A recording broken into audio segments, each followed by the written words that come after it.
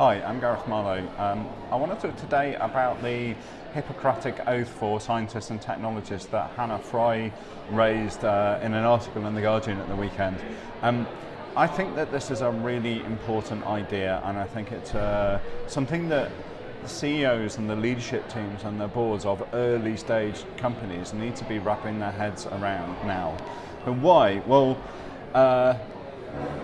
I guess a bunch of us are freaking out at the moment at the rise of populism, and we're freaking out because we've kind of profited from this socially liberal, technocratic, meritocratic environment where we did a lot of change in the world through science and technology and engineering. Well, what we're seeing at the moment is that some of this wonderful stuff that we've created and that we've built out is being used not in the ways that we'd hoped, not in the ways that we'd intended. It's being used by sort of people with agendas and movements that have agendas. This unintended consequence of the things that we have done are starting to really bite us hard at the moment.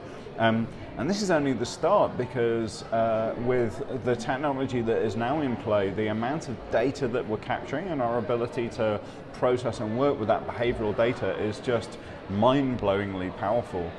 So all of the possibilities for unintended consequences for that data and those techniques and those approaches to be misused in the future, I think are offer even more risk to us now as a society than the work that we did to kind of build out and create the internet 20 years ago. So that's why I think it's important for early stage CEOs now. And why do I say early stage? Because culture change becomes exponentially harder the bigger and the more mature an organization gets.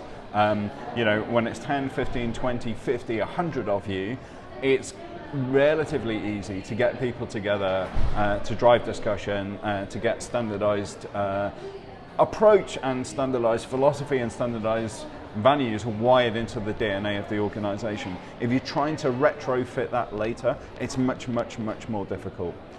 So it needs to be wired into the DNA of organizations at a really early stage. The other thing to say is that legislation and inspection don't really help.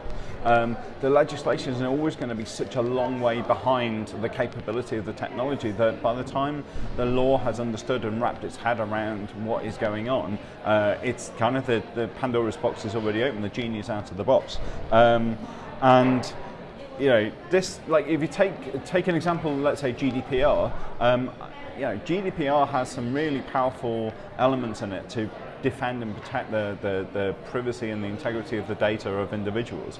But even then, the sort of the permission statements around GDPR, what you're giving organizations permissions to do with your data, I think way lags the potential of the exploitation of that data. So even stuff like the behavioral data that my Honeywell Evo Home central heating system can pick up, or my Ubiquiti wireless network can pick up, the information from both of those devices tells you huge amounts about the behavioral patterns of me and my family and when we're around and the kinds of things that we're doing.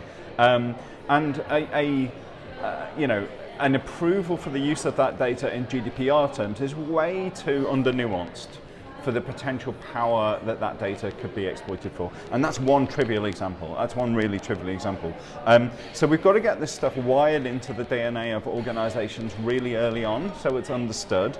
And it's particularly important because we've often in startup and early stage scale-up organizations, often got less experienced early career people working there who have maybe just not seen enough bad stuff to really understand where the bad consequences of what they are doing could come from.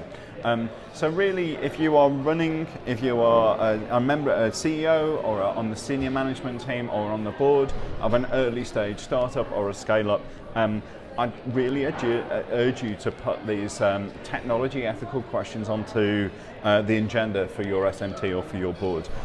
Make it somebody's job within the organization to think about this and to worry about it and to ensure that the organization is taking a position. Now, I'm not sure if the solution is, the kinds of things that Hannah was proposing in the Hippocratic Oath, or whether some of the other ethical frameworks that are out there to consider these things are a more appropriate way forward. But nevertheless, the conversation needs to be happening. And from what I can see, not enough of these conversations are happening in the early stage technology companies to make a big enough difference. So that's the thoughts for today. I'm Gareth Marlowe, and I will see you next time.